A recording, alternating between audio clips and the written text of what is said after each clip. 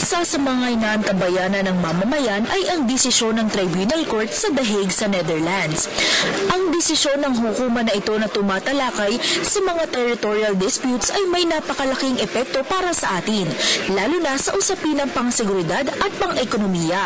Ano kaya ang magiging mga implikasyon nito sa atin? At ano kaya ang gagawing hakbang ng China sa lalabas na resulta nito?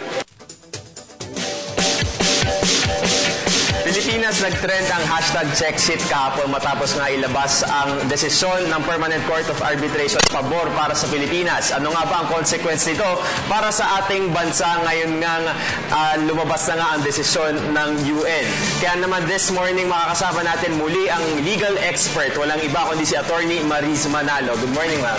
Good morning, Jules, at magandang umaga po sa ating lahat. Okay, ma'am. Magandang balita to siyempre para sa buong Pilipinas, pero balikan natin para mas maintindihan ng ating mga viewers. Bakit nga ba inangat sa International Court itong kaso na to?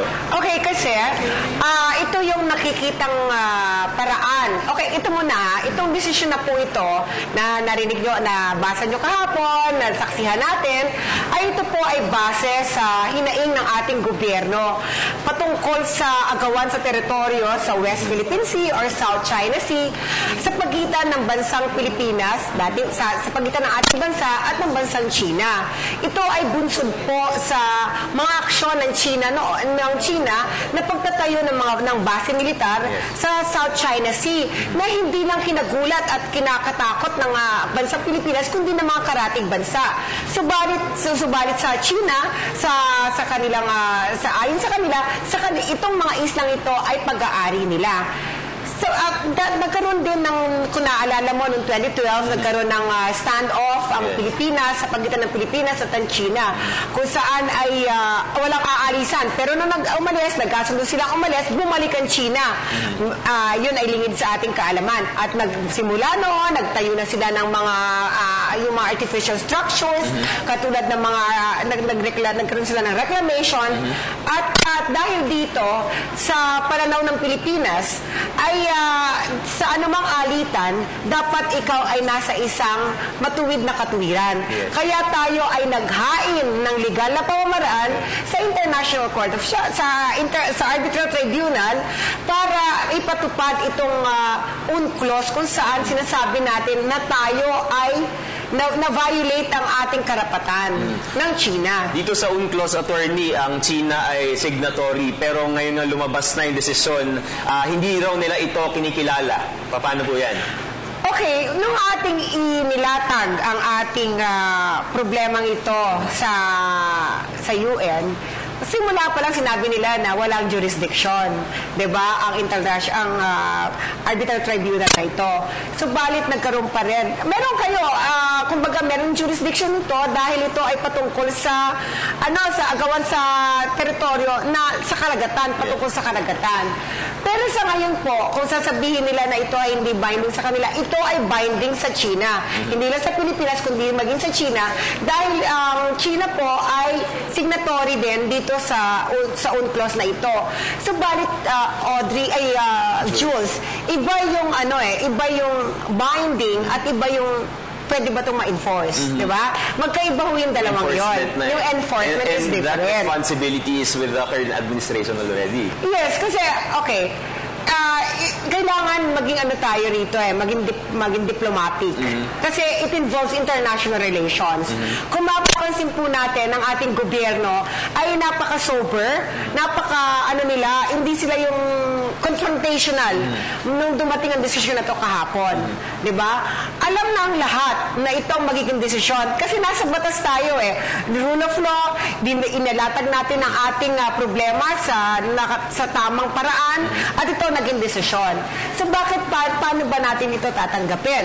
Of course, banalo tayo, pero ito ba ay dapat maging antagonistic ka? Dapat magbombahin mo ang China tungkol dito? No, hindi po yan ang polisiya ng ating pamahalaan. Hindi yan ang polisiya ng Duterte administration.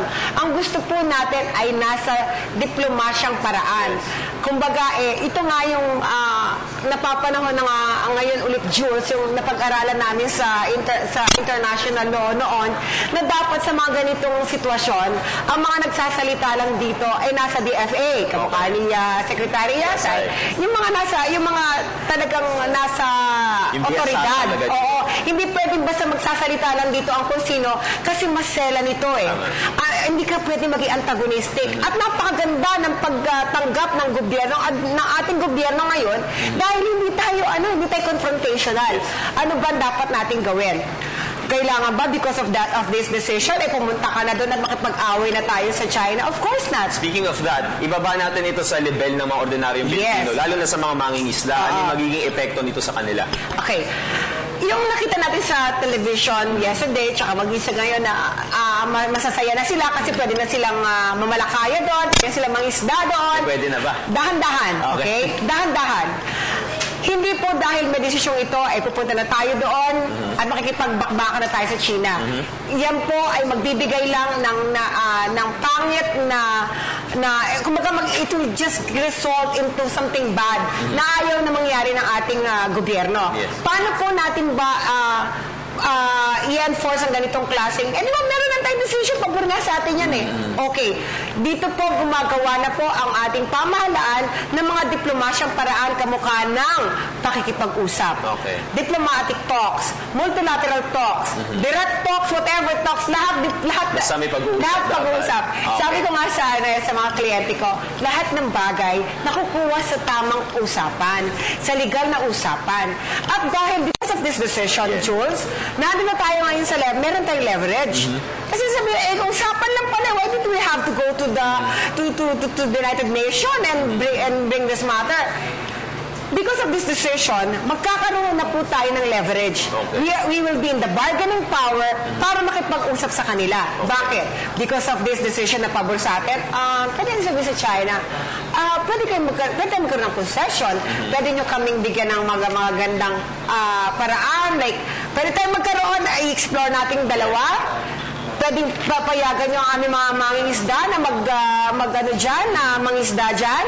Pwede din kayong mangisda, hindi namin kayo aawayin.